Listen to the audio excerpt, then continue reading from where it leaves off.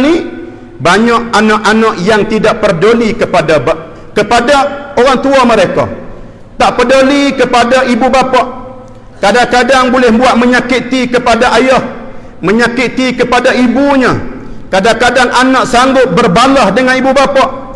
Ini maka mereka yang bersikap, mereka yang buat macam ni, maka dia tak akan dapat redha Allah Subhanahu wa taala.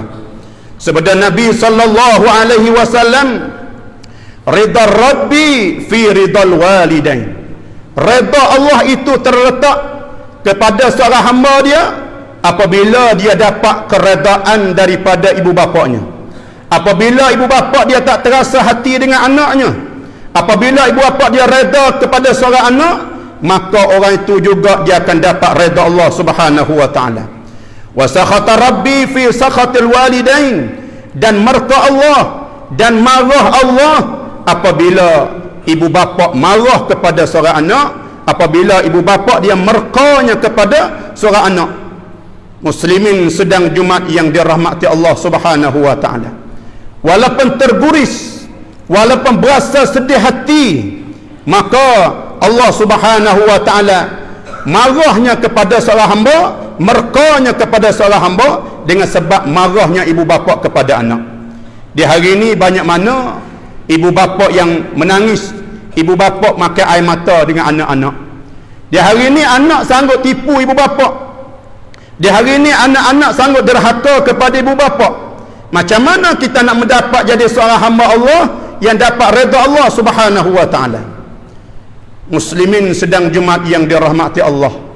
Ada satu hadis yang pernah berlaku di zaman Nabi sallallahu alaihi wasallam, yang mana seorang sahabat yang dia tak pedulinya kepada ayahnya, sehingga ayah tadi terpaksa masuk dalam rumah dia, makan barang yang ada dalam rumah, dan ayah masuk dalam rumah, maka ambil duit dalam rumah dia, sehingga seorang anak dia kata, macam mana ayah ni masuk dalam rumah tak minta izin kepada dia, makan makanan dalam rumah dia pun tak minta izin. Seorang sahabat ni mengadu kepada Rasulullah sallallahu alaihi wasallam, ya Rasulullah, sangat buruk akhlak ayah kami, yang mana dia sanggup masuk dalam rumah saya tak minta izin, makan benda dalam rumah, dalam dapur saya, ambil duit saya. Maka apabila dengar khabar macam itu, Rasulullah sebagai pengadil, maka Rasulullah sallallahu alaihi wasallam panggil ayah dia. Satu hadis menyebut anna rajulan syaka ila Nabi sallallahu alaihi wasallam abahu. Seorang laki-laki daripada sahabat dia mengadu pada Rasulullah tentang ayah dia, wa annahu ya'khudhu malahu, dan dia ambilkan harta-harta dalam rumah dia ni ya Rasulullah. Sehingga Rasulullah sallallahu alaihi wasallam panggilkan ayah dia. Apabila sewaktu ayah dia mari ni, fa idza huwa bi syaikhin yatawaqqa'u ala asan, tengok ayah dia tua dah, waktu kak mari berjumpa Rasulullah sallallahu alaihi wasallam. Fasa'alahu, maka menanya Nabi kepada ayah dia, macam mana, sebab apakah ayah masuk dalam rumah anak tak minta izin ni?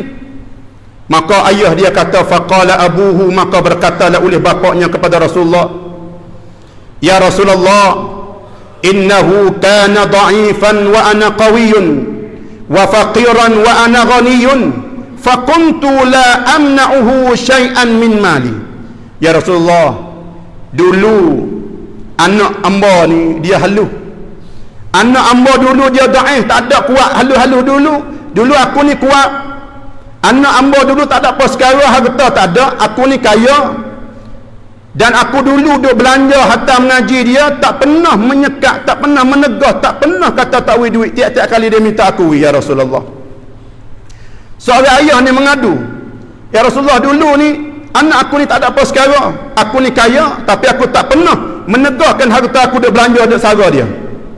Wal yaum, dah hari ni ya Rasulullah, kamu tahu ana dhaifun, aku seorang tua dah, seorang yang lemah, wa huwa qawiyyun, tapi anak kula ni anak yang kuat, wa ana faqirun, aku ni fakir, tak ada apa sekarang ya Rasulullah, makan ni pun tak ada nak makan, wa huwa ghaniyun, anak aku kaya, tapi wa yabkhulu alayya bimalihi, tetapi anakku walaupun dia kaya, ia bakhil dengan hartanya, Dia tak tanya khabar pada aku ni ya Rasulullah. Dia tak tanya kata ayah sakit ke, ayah ni demam ke, ayah tak ada makan ni ke, tak pernah tanya. Sangat terpaksa aku kena masuk rumah dia. Muslimin yang rahmati Allah Subhanahu wa taala, apabila Rasulullah terdengar ayah yang tua cerita macam tu, fabaka Rasulullah sallallahu alaihi wasallam, sehingga Rasulullah menangis, keluar air mata di kelompok matanya. Maka Rasulullah panggil anak dia. Rasulullah bersabda kepada anak tadi, summa qala Rasulullah sallallahu alaihi wasallam lil walad, dia panggil anak dia, anta wa maluka li abika, mu sendiri ni, dirimu dan harta kamu kena bagilah kepada ayah kamu. Dirimu pun kena tanya khabar, kena bagi kasih sayang kepada ibu bapa kamu. Hartamu kena bagi kepada mereka. Muslimin sedang Jumaat yang dirahmati Allah, ini cara yang kalau kita nak dapat redha Allah Subhanahu wa taala, maka sama-samalah kita bagi peluang masa kita, walaupun dalam keadaan sibuk, walaupun dalam keadaan tak ada masa, kita ziarahkan mereka, tanya khabar mereka, kita bantukan mereka. Kita ingat bahawa mereka dulu ni tak pernah tak hala duit kepada kita. Dalam setiap keadaan apabila anak mengadu susah payah dengan ibu bapa sanggup akan bagi segala-galanya kalau dia boleh bantu kita. Di hari ini muslimin yang dirahmati Allah, cara yang nak dapat redha, kita kena bagi dulu ibu bapa tu redha kepada kita.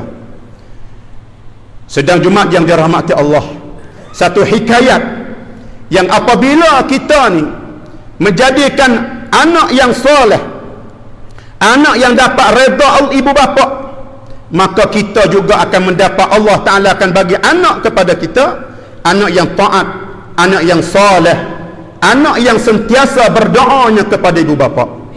Satu hikayat yang mana seseorang ayah yang apabila dia ada anak yang soleh, apabila dia pejam mata hari mana, maka hari itulah permulaan anak-anak dia berdoa kepada Allah Subhanahu wa taala supaya mengampunkan dosa ayahnya. Muslimin sedang Jumaat yang dirahmati Allah, satu hikayat yang mana seorang ayah dia mati.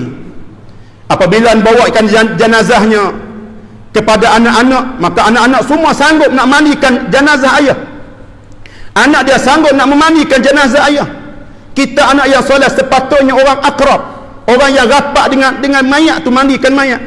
Anak kata, aku sanggup, aku nak mandi ayahku kali yang terakhir. Apabila sewaktu anak dia menjirukan tubuh ayah dia, dia kata, dulu ni ayahku dah mandikan aku semasa aku kecil-kecil dulu, nak pergi sekolah pagi-pagi ayah dah mandi. Hari ni aku mandi dia kali terakhir, ya Allah ampunkan dosa ayahku ni ya Allah.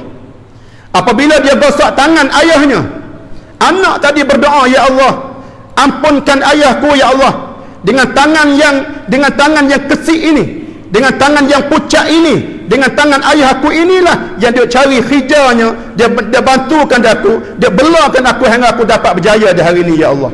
Ampunkan dosa ayahku ya Allah.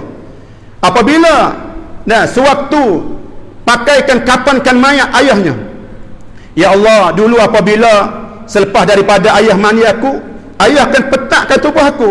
Di hari ini sekali sahaja aku boleh balas jasa ayahku, yang mana aku boleh pakai pakaian ayahku. Dulu tiap kali aku nak pergi sekolah, ayahku pakai pakaian aku. Di hari ini ya Allah, aku nak pakai pakaian dia yang serba putihnya pakaian ayahku ni ya Allah. Ya Allah ampunkan dosa ayahku ni ya Allah. Apabila sewaktu nak usung mayat kepada masjid untuk nak semayang mayat tadi, orang pakai nak usung, tapi anak kata, wahai saudara-saudara, hari ini aku nak minta usung mayat ayahku sendiri. Di kalangan 4 orang anak dia boleh usungkan mayat ayah dia. Dan dia ingat, ya Allah ampunlah dosa aku ni ya Allah, yang mana sekali sahaja aku boleh muat dia, tetapi dulu setiap hari dia akan muat aku di atas mutu, ke hilir, ke hulu, ke sana, ke sini ya Allah. Ampunkan dosa ayahku ni ya Allah. Muslimin sedang Jumaat yang dirahmati Allah Subhanahu wa taala, maka kita nak mendapatkan redha Allah Subhanahu wa taala, maka sama-sama kan kita muhasabahkan diri kita supaya kita mencapaikan keredaan dan dengan mulanya redha Allah, dengan mulanya redha ibu bapa kepada kita, kita pun akan dapat redha Allah Subhanahu wa taala. Apabila juga kita dapat redha ibu bapa, maka anak yang diberikan oleh Allah, anak itu akan taatnya kepada kita. Anak itu akan jadi anak yang soleh. Muslimin sedang Jumaat yang dirahmati Allah. Lebih-lebih lagi kita sedar bahawasanya di hari ini kita baru masuk tahun yang baru, hijrah baru 1440 hijrah, yang mana kita kena berubahkan sikap kita, ubahkan segala amalan kita, ubah